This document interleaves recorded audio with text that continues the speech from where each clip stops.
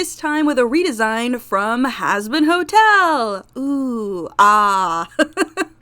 Yep, finally scooted over a bit because I was watching something and Carmilla popped up and I was like, oh yeah, you. And I know a lot of y'all asked for a redesign of her and her daughters, but at the time I didn't know what to do, which isn't on the characters since she's pretty cut and dry design wise, but I don't know, nothing hit me. Plus I really didn't care about her at all, which I have to say right now, if I can tell a show is tricking me into liking or sympathizing with a character, I'm just gonna get pissed off and end up hating the character, which yeah, no surprise, I kinda hate Carmilla because of it. Okay, maybe not hate, but just a dull dislike, cause it's not like she's super unlikable like some other characters, but she's just so bland to me. Like even with the whole she killed the angel and did it for her kids thing, I still felt bored, and her whole thing with Vaggie was just stupid, which isn't her fault, it's the writing, cause surprise, Vaggie has been out for love this whole time. She's just a bad fighter. Like that's all it should have been about.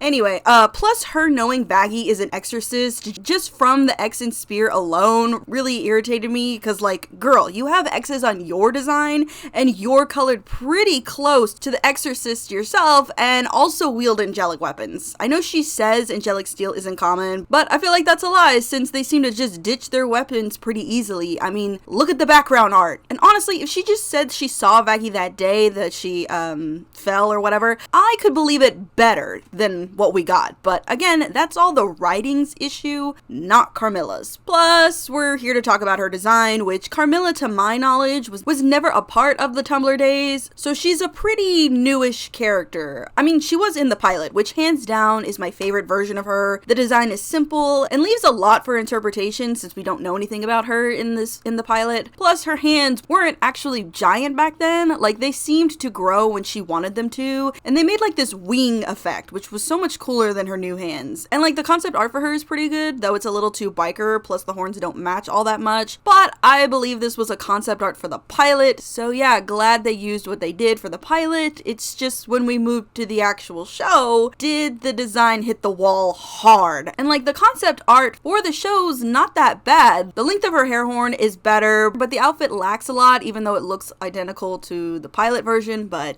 yeah.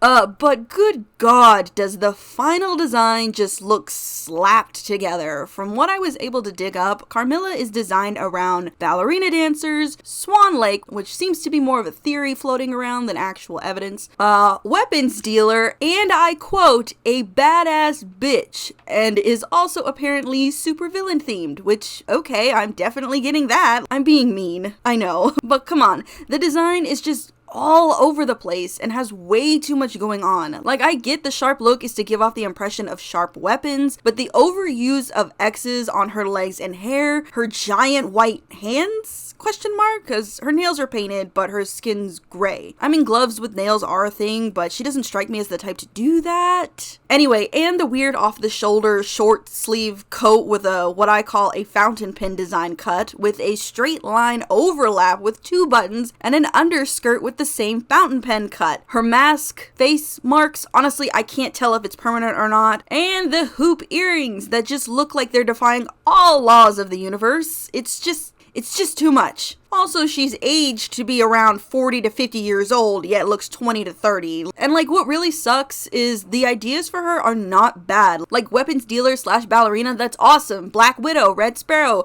the girls in the John Wick movies, not the new one, that movie was...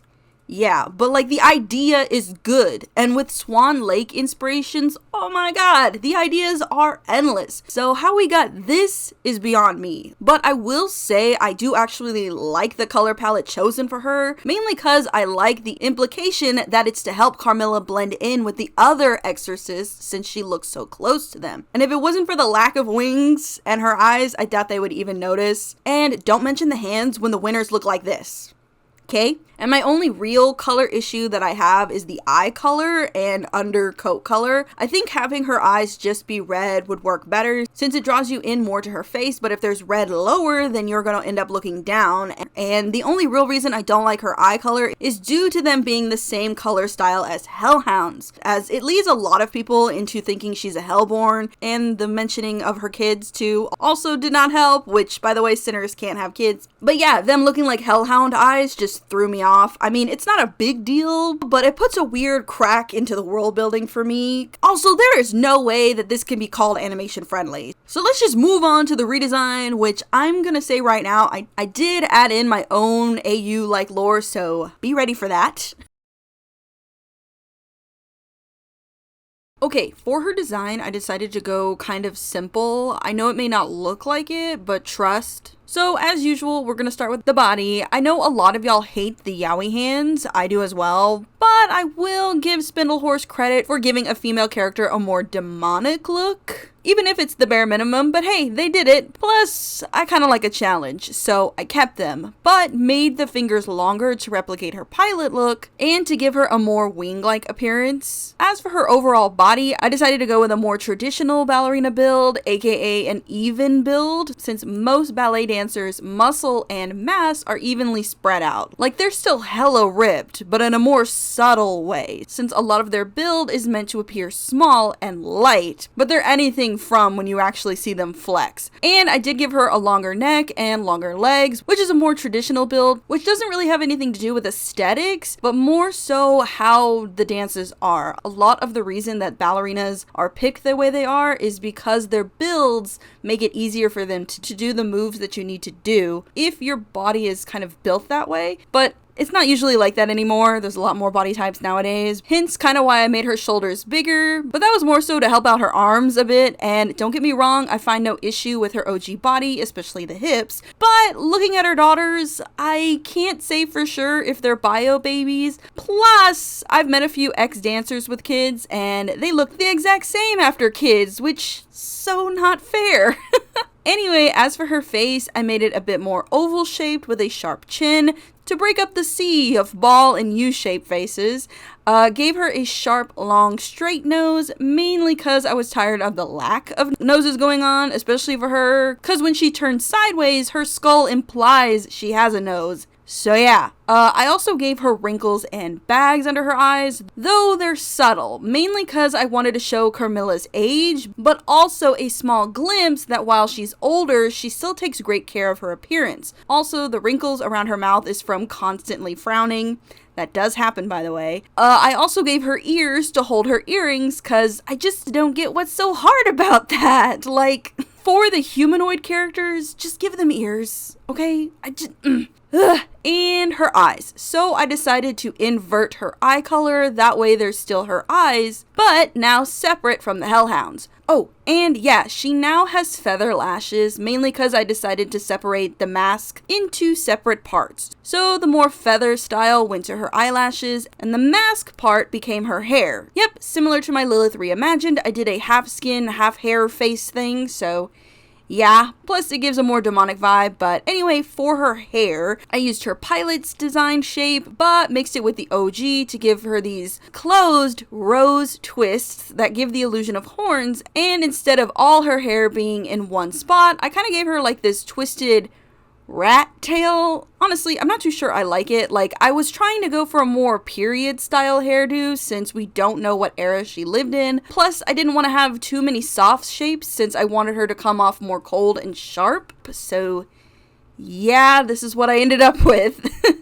Oh, also, yes, I made her darker and more of a metallic gray to fit better with her line of work. And now the legs. So this is kind of where the rewrite that I did in my head kicks in, because I decided that when Carmilla was alive, she wanted to be a dancer, but pushed herself too hard and hurt herself to where she could no longer dance, and then eventually married a bad man, and while she was never involved, aka clean hands in the things he did, she did end up helping with some some of the management, very Tony Soprano's wife core, but also very highly involved with the money kind of life. So obviously when she died, she did what her husband used to do and made the empire she has now. However, even in hell, she still couldn't dance, and during their experiment phase, she used herself as a test subject for the angelic steel. Nothing too crazy at first, but noticed how the steel enhanced the weapons and thought if it could be infused with fabric, maybe it could help her dance again, and ended up making dance shoes with it. The shoes did help her dance again, but they also were slowly destroying her legs. Angelic anything will still burn a sinner if not handled properly. So that is why Carmilla's legs are now blades. She was, however, able to stop the shoes from completely destroying her legs, but like Fizz, that shit had to come off. Also, the blade part is angelic steel, the socket part on her thigh is regular metal to avoid any more damage. But weirdly good news, she can dance again with her new legs, even has different ones for different occasions. Plus, this was a fun way for me to include world building with the angelic weapons and kick those poorly tied pointer shoes to the curb.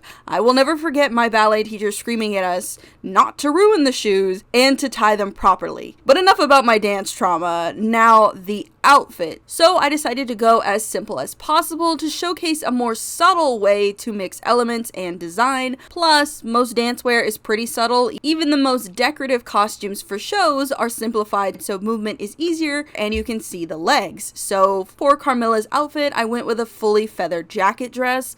Also, the sleeves are actually her arms. Just like her feather lashes, her arms now have feathers growing out of them, hence why her hands are the same color. The jacket part is designed to give the illusion it's a part of her body, mainly because I really loved the Black Swan movie, and I love how deep she got into the role, and the visuals just stuck with me, so it ended up on the design.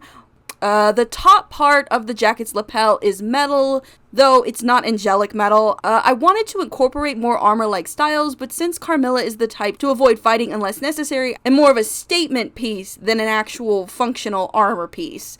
The bottom skirt half is just loose long feathers, and yes, she's wearing a leotard, really showcasing her dance background. As for the red feathers and marking on her chest, okay, so while Carmilla's design is based around Swan Lake, allegedly, I decided to actually base her on a Luzon bleeding heart dove. I really feel like the symbolism works for Carmilla, like love, sorrow, and a broken heart fit her pretty well, and due to her love for her people and kids, I felt like a bleeding heart dove was a good fit. Plus, the bird's colors are also pretty similar to her OG colors. Plus, this made it easier to incorporate the red, since there is no red in the Swan Lake costumes. So, the red feathers on the front of the jacket are meant to reference the bird, along with her chest marking as well.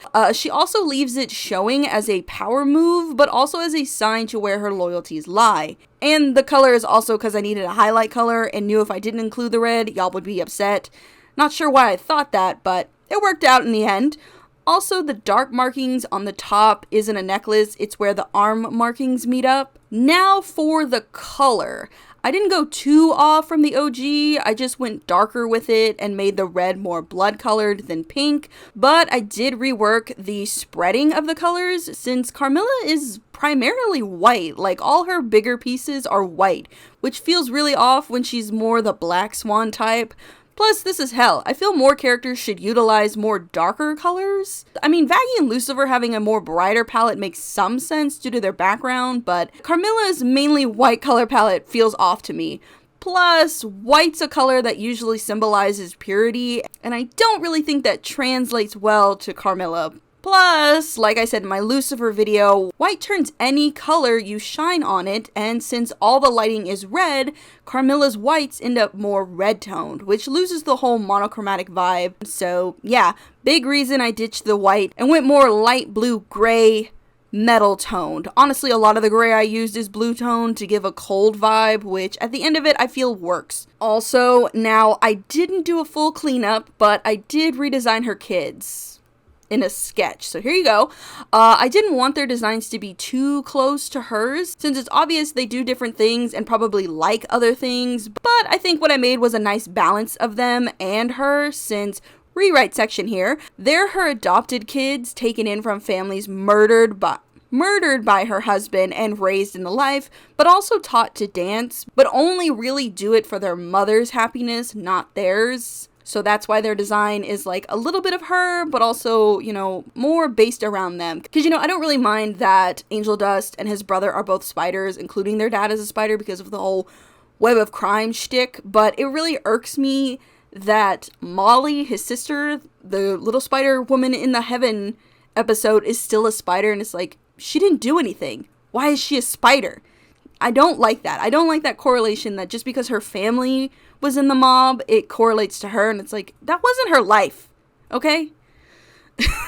So that's how I feel about Carmilla's daughters. Like, they lived the same life as their mother, but, you know, they lived different lives, so to speak. And that is about it. I honestly love this design, and I kind of want to edit so I can see it in full glam. So maybe after the Sir P speed edit, I can do that. And after the speed edit of Sir P, I will be redesigning Julika, which I'm both excited and nervous to do, but I cannot wait. And I was going to do like a quick little spiel about what I would have done differently with Carmilla, but I may just leave it in the pinned comment because it's like a lot and I've been talking too much. So anyway, oh, also I did want to talk about her hair real quick. Like, I don't mind the style. I enjoy a good over-the-top style, but it's honestly way too big. And every time they zoom in on her, her hair gets clipped. Like, they actively have to try to get her hair in the scene.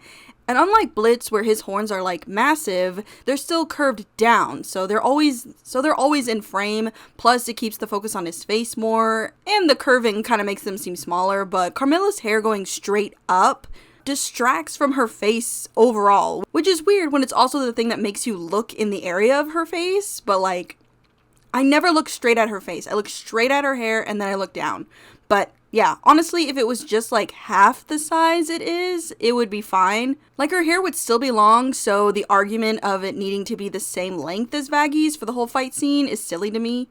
But anyway, yeah, that's my 2 cents on the hair. But hands down, I really love what I created, and I'm so happy. And now I'm gonna go play Silk Song. But before that, we have a new member to scream at today. Jane the Dane, welcome to the madness.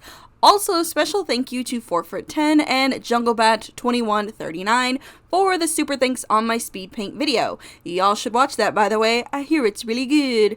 On to the sleepy wall you go.